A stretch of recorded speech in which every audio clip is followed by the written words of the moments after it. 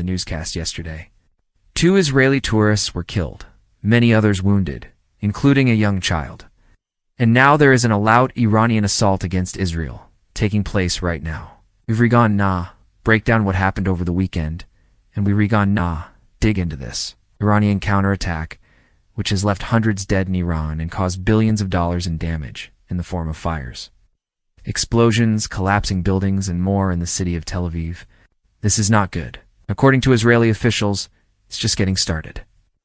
They're expecting more attacks in the coming days, so we will break it all down. Before I do, a quick reminder to subscribe to the channel and click the notification bell so you get alerts every time a new video is posted.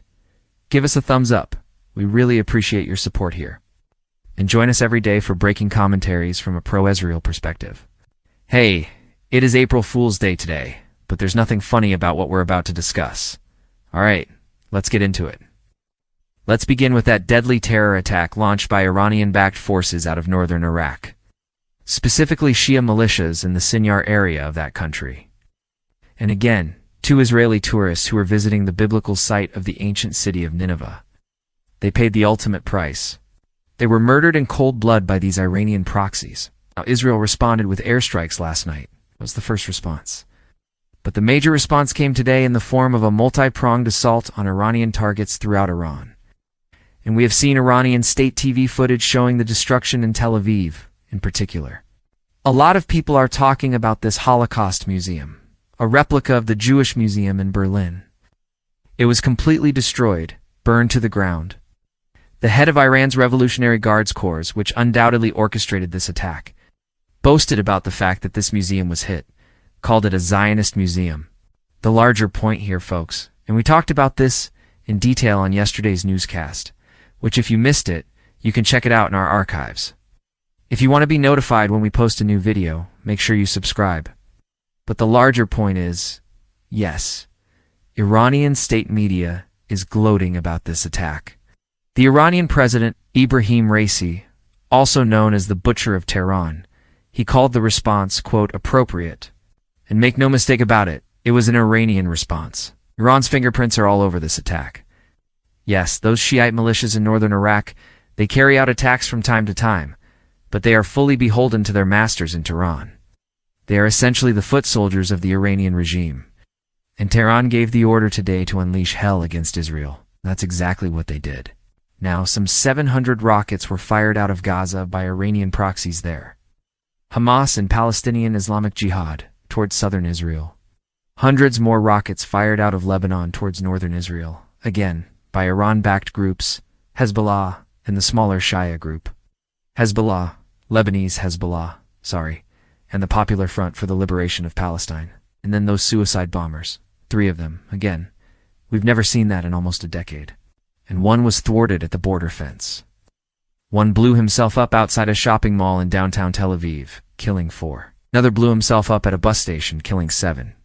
7 people were killed in that attack today in Tel Aviv alone. Another 6 were killed in the rocket fire. It was mainly in the form of a missile strike. An Iranian drone kamikaze style slammed into a building in central Tel Aviv. It apparently was carrying explosives, and it caused the collapse of that building. We don't know yet how many people were inside that building when it collapsed, but 5 people have been confirmed dead so far. There were several people on stretchers being taken away from the scene, badly wounded. And once again, we have heard reports of people trapped in the rubble. So tragically, this death toll is going to climb.